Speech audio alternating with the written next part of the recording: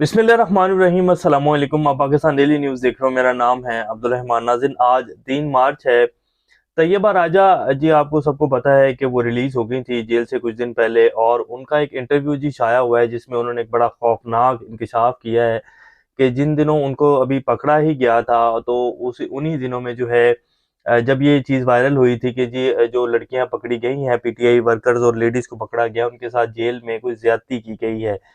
तो उसके बाद जो है उन्होंने बताया उस इंटरव्यू में, बड़े खौफनाक इंकशाफात किए हैं कि क्या हुआ था उनकी वालदा को रात को 2 बजे क्या व्हाट्सएप वीडियो जो है भेजी गई थी।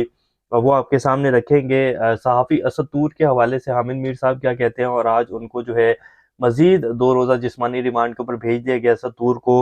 उन्होंने जो है मीडिया जब उनको लेके जा रहे थे तो उन्होंने एक शेर पढ़ा जी, वो भी आपके सामने रखेंगे। उमर अयूब साहब ने जब आज कौमी असम्बली में खिताब अपना शुरू किया शहबाज शरीफ साहब के बाद, तो शहबाज शरीफ साहब में इतनी हिम्मत नहीं थी कि वो सुन लेते, वो उठकर चले गए, जो कि प्राइम मिनिस्टर ऑफ पाकिस्तान है अब। और उमर अयूब साहब ने, जो कि उम्मीदवार थे वज़ीर आज़म के पीटीआई की तरफ से, उन्होंने जो बातें की आज जी, वो आपके सामने रखेंगे तफसीलात के साथ। और कुछ अहम अपडेट्स हैं। इससे पहले अगर आप लोगों ने चैनल को सब्सक्राइब नहीं किया तो रेड बटन को प्रेस कर लें और बेल आइकॉन को भी प्रेस कर लें, ताकि लेटेस्ट अपडेट्स आप लोगों को मिलती रहें। ये जो हमारा ताल्लुक है वैसे ही जुड़ा रहे। सबसे पहले जी, मरियम नवाज शरीफ साहिबा का एक ट्वीट आपके सामने रखते हैं। उनको मेरे ख्याल अभी तक यही नहीं पता चला कि पाकिस्तान में कैंसर का हॉस्पिटल सबसे अच्छा कौन सा है, और कौन सा हॉस्पिटल जो है वो कहाँ है। उन्होंने एक ट्वीट किया। अब एक्स ने एक नया सिलसिला शुरू किया है जी। अगर कोई आप गलत जो है कोई खबर देते हैं, तो वो उसको जो है वो आगे से एक्स उसको बताएगा कि जी आप ये गलत दे रहे हैं या ठीक करें, वो उसकी रिपोर्ट आपके सामने रखेगा। इसी तरह मरीम नवाज शरीफ साहबा ने जो है वो ट्वीट किया, लाहौर विल है Pakistan first state of the art government cancer hospital इंशाल्लाह। उन्होंने कहा कि जी लाहौर में state of the art government का जो है वो कैंसर हॉस्पिटल हम बनाने जा रहे हैं। तो जो एक्स है ट्विटर जो कि साहब का, उन्होंने रिस्पॉन्ड किया, रेट प्रपोज कम्युनिटी नोट्स उन्होंने जी शाया किया इनके इस ट्वीट के हवाले से। उन्होंने कहा, Pakistan and Lahore first state of the art and notch free cancer hospital named Shaukat Khanum memorial hospital was built in 1994 by ex prime minister Imran Khan. It is the first project of the Shaukat Khanum memorial trust. It is a Pakistan largest territory care hospital.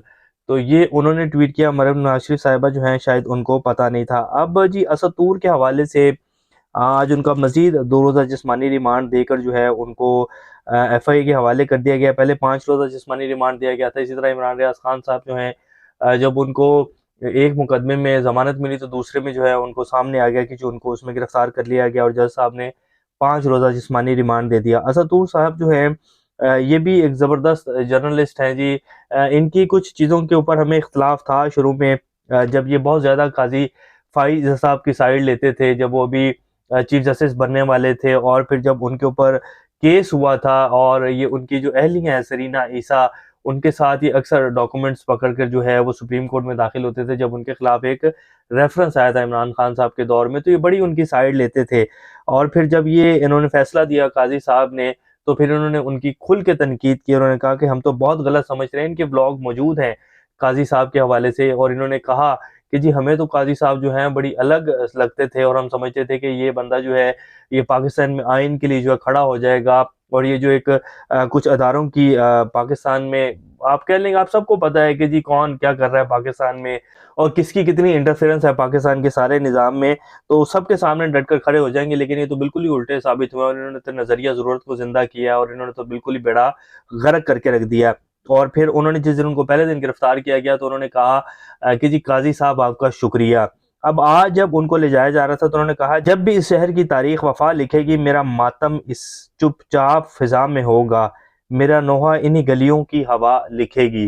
तो उन्होंने कहा कि जी आप जो मर्जी भी कर ले, मैं ना झुकूंगा, ना कोई सरेंडर करूंगा। जैसे हमेशा से मैं आवाज़ उठाता रहा हूँ जो आइन और कानून के बिल्कुल मुताबिक है, तो ये ऐसा ही चलेगा।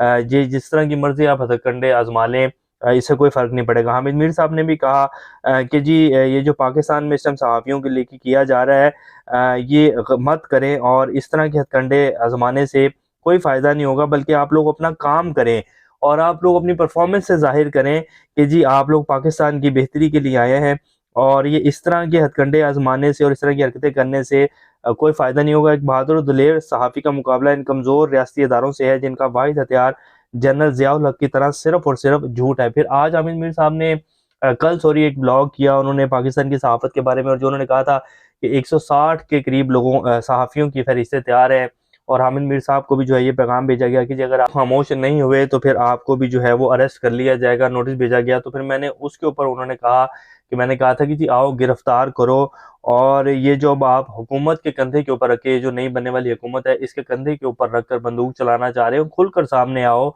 और पता लगना चाहिए कि कौन हमें अरेस्ट करवा रहा है कौन नहीं करवा रहा। अब हुकूमत के कंधे पे रखकर कौन चला रहा है, उनका कहने का मतलब है हुकूमत हमें गिरफ्तार नहीं करवा रही, हुकूमत के कंधे पे रखकर कोई और बंदूक चला रहा है, और वो कोई और कौन है, कौन ये सब कुछ करवा रहा है। फिर इमरान रियाज खान साहब के हवाले से भी उन्होंने ये कहा कि जी इमरान रियाज खान को भी जो है उन्हीं लोगों ने गिरफ्तार किया है, जो उसी वही लोग इस सब के पीछे हैं जो पहले इमरान रियाज खान की जो है वो गिरफ्तारी के पीछे थे और उनको गायब करने के पीछे थे। तो इस तरह की जो है बात उन्होंने किया। उन्होंने कहा कि इस तरह के हथकंडे आजमाने से हम लोग ना तो पहले खामोश हुए, ना जो पीटीआई के लोगों के साथ, जो पाकिस्तानी अवाम के साथ पिछले 2 साल में किया, क्या ज़रा सा भी आप फ़र्क डाल सके, क्या ज़रा से भी जो है इमरान खान की मकबूलियत में या अवाम को पीछे आप हटा सके।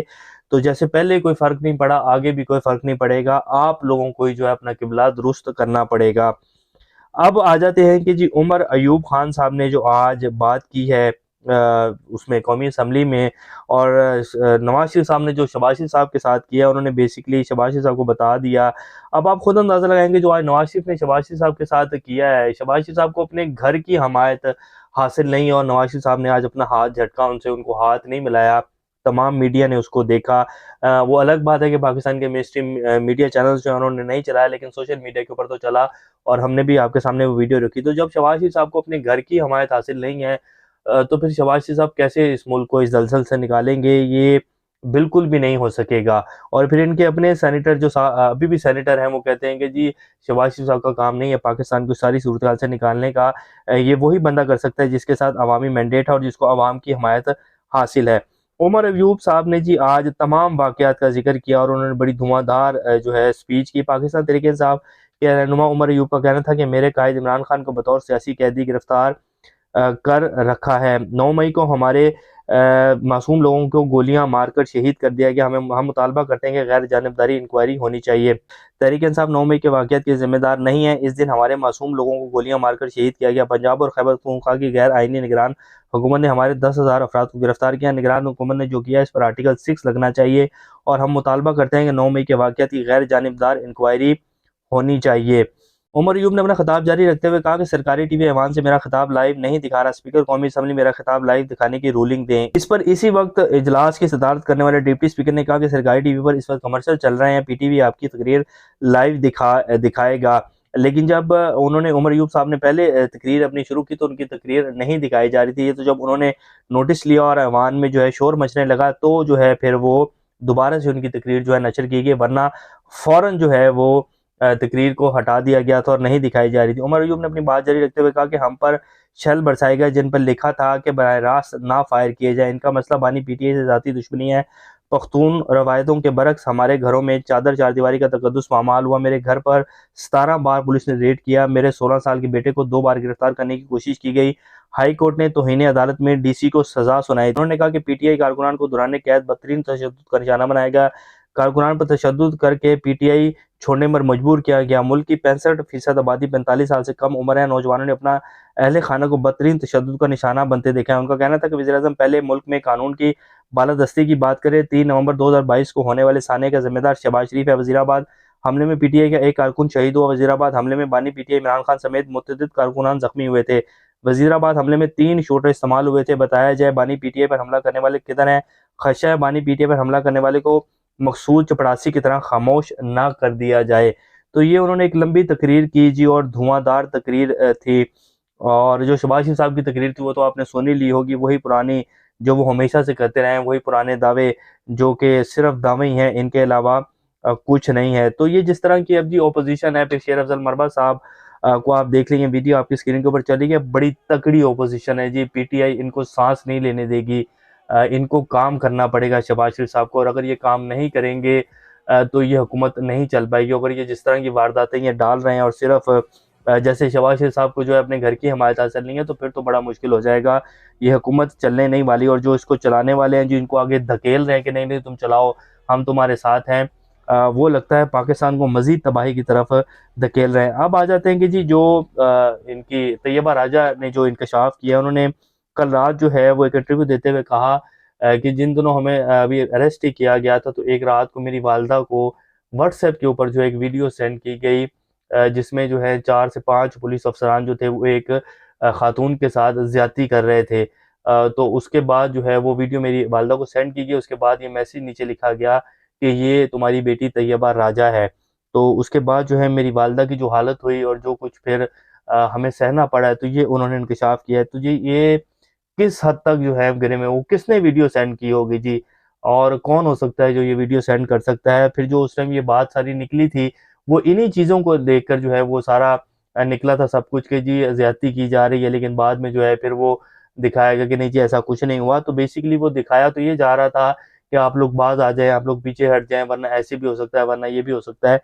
तो ये जी हालत है निज़ाम की, अल्लाह ही जो है वो रहम करे। लेकिन आप देखते हैं कि शहबाज शरीफ साहब जो हैं वो कितना जो है चला सकते हैं। बहरहाल आज नवाज शरीफ साहब ने तो शहबाज शरीफ साहब की औकात याद दिला दी है, हाथ अपना पीछे छटक लिया है, क्योंकि उनको वज़ीर-ए-आज़म बनना था और बन जो है वो भाई साहब गए हैं। तो खुद अंदाज़ा लगा लें कि कितना कि पाकिस्तान की खिदमत करेंगे, जब बड़ा भाई जो है वो छोटे भाई की टांगें खींच रहा है और छोटा भाई बड़े भाई की टांगें खींच रहा है, तो इतनी की ये पाकिस्तान की जो है खिदमत करेंगे। अपना उस चैनल का ख्याल रखिएगा। अल्लाह हाफिज़।